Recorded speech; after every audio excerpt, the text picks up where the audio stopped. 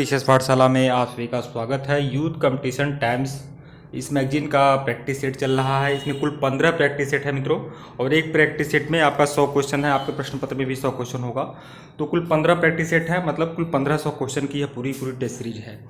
तो मैं एक प्रैक्टिस सेट में जो 100 क्वेश्चन होते हैं तो मैं 25-25 क्वेश्चन करके ही करा रहा हूँ। और जैसे ही 25 क्वेश्चन मतलब कि कुल 4 पार्ट हो जा रहा है, मतलब 100 क्वेश्चन पूरा हो जा रहा है, तो एक फुल प्रैक्टिस सेट मैं दे रहा हूँ। तो आप लोग जाकर देख लीजिएगा, फुल प्रैक्टिस सेट एक दिया हूँ, आप लोग जाकर देख सकते हैं। और उस तरह से 25-25 प्रश्न करके यह 5वां प्रैक्टिस सेट है।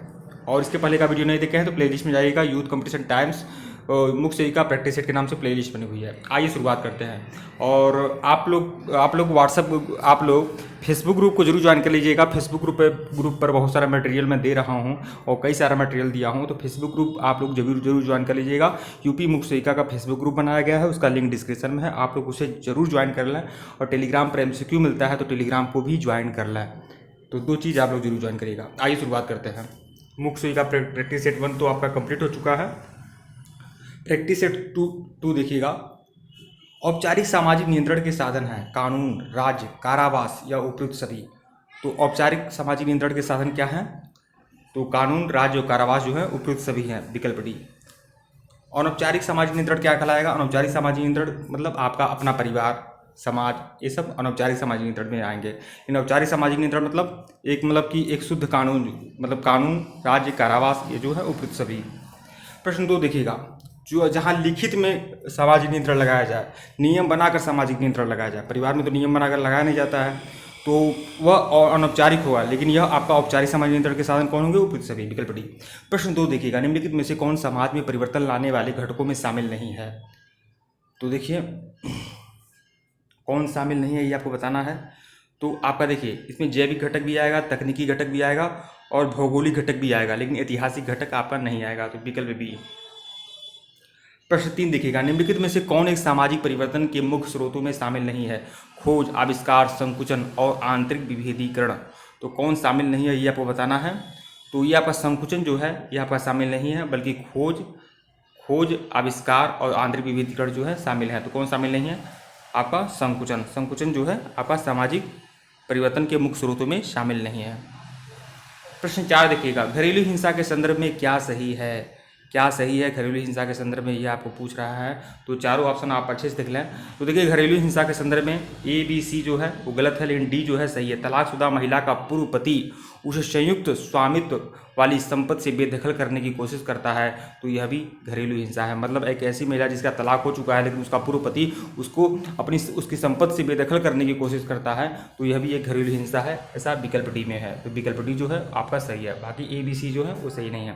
प्रश्न 5 देखिएगा। अंतरपीढ़ी संघर्ष की निम्न परिभाषा किसके द्वारा दी गई है? अंतरपीढ़ी संघर्ष पूर्णतया संघर्ष न होकर तनाव की दिशा से संबंधित होता है। यह परिभाषा जो है किस समाजशास्त्री ने दिया है? तो GS ध्रुवे ने यह परिभाषा दिया है, तो विकल्प ए जो होगा वह आपका सही होगा।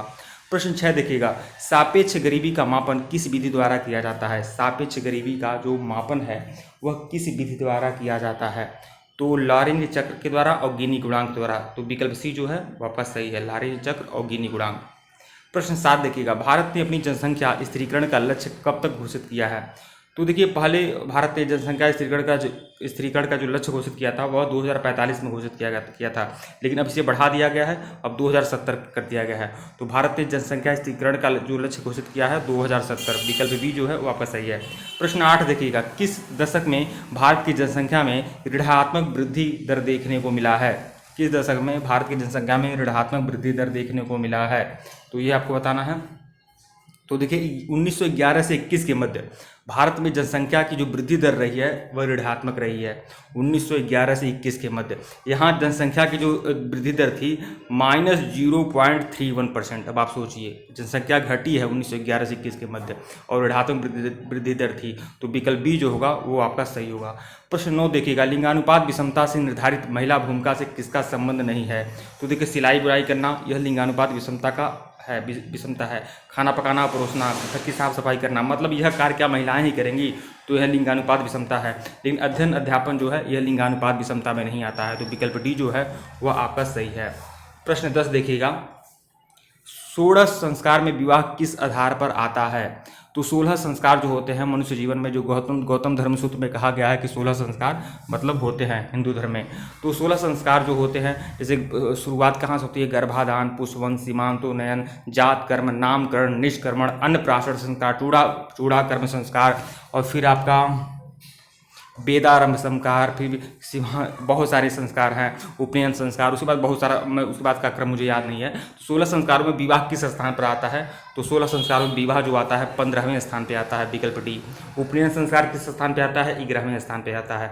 और सबसे अंतिम संस्कार जो होता है अंत्येष्टि संस्कार होता है, जो 16वें के अंतर्गत आता है। प्रश्न 11 देखिएगा, हिंदू विवाह की प्रकृति है, हिंदू विवाह की जो प्रकृति है वो क्या है?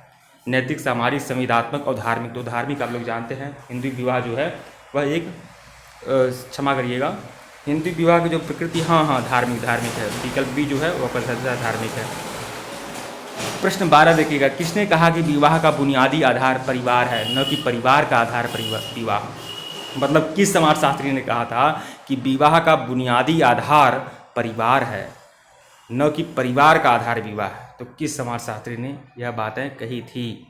तो प्रश्न 12 का सी सही है। वेस्टरमार्क ने कहा था कि विवाह का जो बुनियादी आधार है परिवार है। मतलब परिवार है, परिवार के लिए विवाह होता है, न कि विवाह से परिवार होता है। तो यह बात जो कि कहा है ई वेस्टरमार्क ने कहा है, ई वेस्टरमार्क, यह समाजशास्त्री थे। तो विकल्प सी जो है वो आपका सही है। प्रश्न 13 देखिएगा, किसने कहा था कि धर्म, प्रजा और रति हिंदू विवाह के उद्देश्य माने जाते हैं? धर्म, प्रजा और रति जो है वह हिंदू विवाह के उद्देश्य माने जाते हैं। तो किसने कहा था? तो इसमें भी विकल्प सी जो है वो आपका सही है, के.एम. कपाड़िया ने कहा था, के.एम. कपाड़िया। विकल्प सी जो है वो आपका सही है।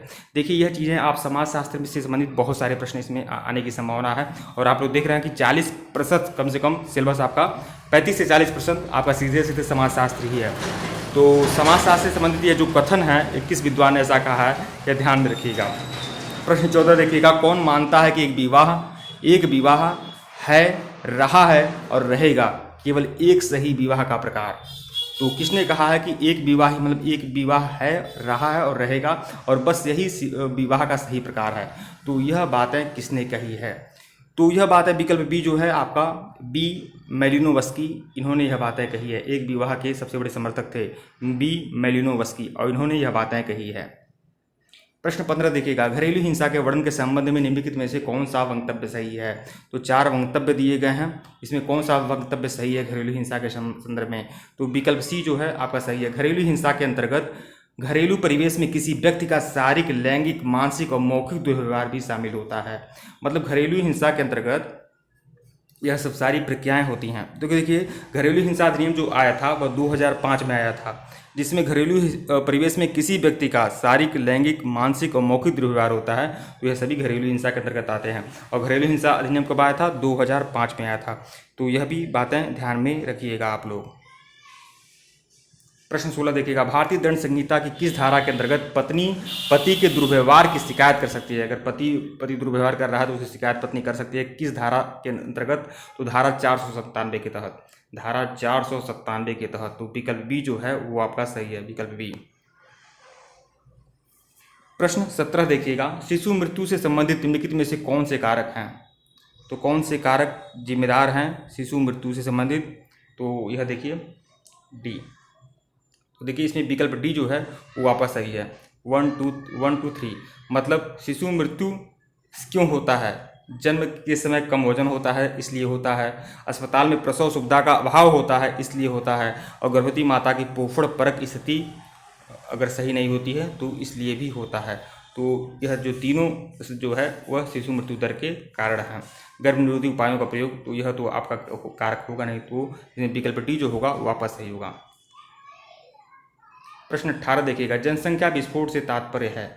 जनसंख्या विस्फोट से क्या तात्पर्य है ये आपको बताना है। तो जन्म तथा मृत्यु दर में अभूतपूर्व परिवर्तन, अगर जन्म दर और मृत्यु दर में अभूतपूर्व परिवर्तन हो जाता है तो जनसंख्या मृत्यु दर प्रभावित होती है। जनसंख्या वृद्धि, जनसंख्या विस्फोट होता है, तो जन्म और मृत्यु दर में अभूतपूर्व परिवर्तन, विकल्प सी। प्रश्न 19 देखिएगा, महिला स्वयं सिद्धि योजना संबंधित है?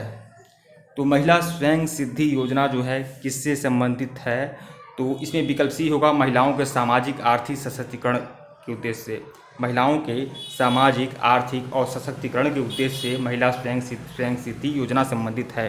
तो देखिए, दरअसल यह बहुत पुरानी योजना है। इंदिरा महिला योजना के नाम से इसे 20 अगस्त 1995 से 200 विकास खंडों में शुरू किया गया था। इसका पुराना नाम क्या था? देखिए, पहले 20 अगस्त 1995 को इंदिरा महिला योजना का घोषित किया गया। देखिए, इंदिरा महिला योजना, यह योजना कब आई थी? 20 अगस्त 1995 को यह योजना आई थी। 20 अगस्त 1995 को इंदिरा महिला योजना आई थी, 20 अगस्त 1995 को, और इसी का नाम बदलकर अब महिला स्वयं सिद्धि योजना कर दिया गया है। और इस योजना का उद्देश्य क्या है या क्या था? इस योजना जो है महिलाओं के विकास एवं सशक्तिकरण हेतु समन्वित परियोजना है। तो विकल्प सी जो होगा वो आपका सही होगा। विकल्प सी क्या करा? महिलाओं का सामाजिक आर्थिक सशक्तिकरण करना। तो विकल्प सी जो है वो आपका सही है। प्रश्न 20 देखिएगा, भारत में महिलाओं को सशक्त बनाने हेतु महिला नीति कब बनाई गई थी? तो महिला नीति जो बनाई गई थी, विकल्प बी, 2001 में बनाई गई थी। अभी बाल विकास से संबंधित एक टॉपिक आप लोग को शुरुआत में दिया था, आज ही के समय दिया था, तो उसमें यह तथ्य मैं बताया हूँ कि भारत में महिलाओं को सशक्त बनाने हेतु महिला नीति कब बनाई गई थी? तो 2001 में बनाई गई थी। तो विकल्प एक जो है वह आपका, विकल्प बी जो है वह आपका सही है। प्रश्न 21 देखिएगा, निम्नलिखित में से दलित नारीवाद के क्षेत्र में किसका योगदान है? दलित नारीवाद के क्षेत्र में शर्मिला रेगे का योगदान है, विकल्प सी। प्रश्न 22, निम्नलिखित में से कौन सा उत्पीड़न विहीन अपराध है? उत्पीड़न विहीन मतलब एक ऐसा अपराध जिसमें उत्पीड़न नहीं हो रहा है, व्यक्ति अपने आप से स्वयं अपने आप को उत्पीड़ित कर रहा है और अपराध कर रहा है। तो यह वेश्यावृत्ति जो है वह उत्पीड़न विहीन अपराध है। इसमें क्या होता है, अपना आर्थिक लाभ लेने के लिए अगर कोई अपराध होता है, मतलब वेश्यावृत्ति होती है, तो उसे उत्पीड़न विहीन अपराध है। तो विकल्प सी जो है वापस सही है। प्रश्न 23 देखिएगा, निर्धनता की परिभाषा सामान्यतः दो पद्धतियों से की जाती है, निम्नलिखित में से सही उत्तर का चयन करें। तो देखिए, निर्धनता की परिभाषा क्या है? अगर आपको कहा जाए गरीबी है क्या, तो अगर देखिए निर्धनता की जो परिभाषा है दो तरह से दी जाती है, एक निरपेक्ष और सापेक्ष। तो विकल्प सी जो है आपका सही है। निर्धनता की परिभाषा सामान्यतः दो पद्धतियों से दी जाती है, निरपेक्ष और सापेक्ष। तो यह आपको बता दें, तो निरपेक्ष और सापेक्ष क्या है कि अगर निरपेक्ष अर्थ में एक ऐसी दशा होती है, मतलब निर्धनता की एक ऐसी दशा जिसमें एक व्यक्ति के जीवन निर्वाह के लिए आवश्यक संसाधनों का, देखिए अगर किसी पास रोटी नहीं है, खाने को रोटी नहीं है, कपड़े नहीं है, मकान नहीं है, मकान ढह गया है, चू रहा है, तो यह निर्धनता है। तो इस निर्धनता को निरपेक्ष परिभाषा के तहत देते हैं। लेकिन अब कुछ उदारवादी लोग यह कहते हैं ऐसी बात थोड़ी है कि रोटी कपड़ा मकान से ही व्यक्ति, अगर ये है तो व्यक्ति संपन्न है, अगर यह नहीं है तो व्यक्ति गरीब है। सापेक्ष परिभाषा के तहत यह कहा गया है कि अगर आप भौतिक वस्तुओं का भी व्यक्ति प्रयोग नहीं करता है, उसके पास है नहीं, उसके संसाधन के अभाव हैं भौतिक संसाधनों के, जैसे मान लीजिए अगर इस समय स्मार्टफोन चल रहा है 8,000 10,000 का, 5,000 का, लेकिन किसी के पास आज भी कीपैड वाला मोबाइल है, मतलब कि बस उसके पास मोबाइल, मतलब कि वह अपने मतलब समझ रहे हैं कि बाइक नहीं है, मोबाइल नहीं है, घड़ी नहीं है, मतलब इन भौतिक संसाधनों का प्रयोग वह नहीं कर पा रहा है, उसके पास हो ही नहीं रहा है, उसके पास बस रोटी कपड़े और मकान तक ही उसका संसाधन है, तो वह भी गरीब माना जाएगा। तो निरपेक्ष और सापेक्ष के तहत यह परिभाषा दिया गया है, विकल्प सी जो है वापस सही है। प्रश्न 24 देखिए, निम्नलिखित में से कौन भारत में निर्धनता का कारण है? निर्धनता का कारण क्या है? प्राकृतिक संसाधनों की कमी भी है, प्राकृतिक विपत्तियाँ, कृषि का पिछड़ापन, विकल्प डी, यह सभी निर्धनता के कारण है। प्रश्न 25 देखिएगा, निम्नलिखित में से सर्वप्रथम सामाजिक नियंत्रण शब्द का प्रयोग किसने किया है? सामाजिक नियंत्रण शब्द का प्रयोग किसने किया है? तो 1901 में एक पुस्तक आई थी, सोशल कंट्रोल। 1901 में एक पुस्तक आई थी, सोशल कंट्रोल, यह पुस्तक आई थी। और इस पुस्तक को किसने लिखा था? E.S. रॉस ने लिखा था।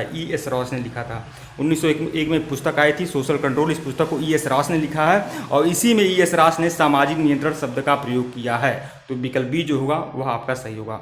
ठीक है मित्रों, वीडियो को लाइक और चैनल को सब्सक्राइब करिएगा, टेलीग्राम बिल्कुल ज्वाइन करिएगा और फेसबुक ग्रुप को जरूर ज्वाइन कर लीजिएगा। यूपी मुख्य सेविका के लिए फेसबुक ग्रुप बनाया गया है, वहाँ पर भी आपको मटेरियल देता हूँ, बहुत सारी चीज़ें वहाँ पर भी देता हूँ। तो फेसबुक ग्रुप भी ज्वाइन कर लीजिए और टेलीग्राम चैनल को भी ज्वाइन कर लीजिए। टेलीग्राम पर MCQ और मटेरियल्स या जो भी इन्फॉर्मेशन है फेसबुक ग्रुप पे मिल जाएगा। ठीक है मित्रों, धन्यवाद आप लोग को। और इसके पहले का वीडियो नहीं देखे हैं तो प्लेलिस्ट में जाइएगा, यूथ कंपटीशन टाइम्स मुख्य सेविका प्रैक्टिस सेट के नाम से प्लेलिस्ट बनी हुई है, प्लेलिस्ट में जाइए, सभी वीडियो को देखिए। धन्यवाद। और वीडियो को लाइक और तो शेयर जरूर किया करिए, आप लोग शेयर नहीं करते हैं। मतलब जो अगर आपके परिचय में कोई अगर मुख्य सेविका की तैयारी कर रहा है तो उसके बीच आप लोग शेयर कर सकते हैं। धन्यवाद।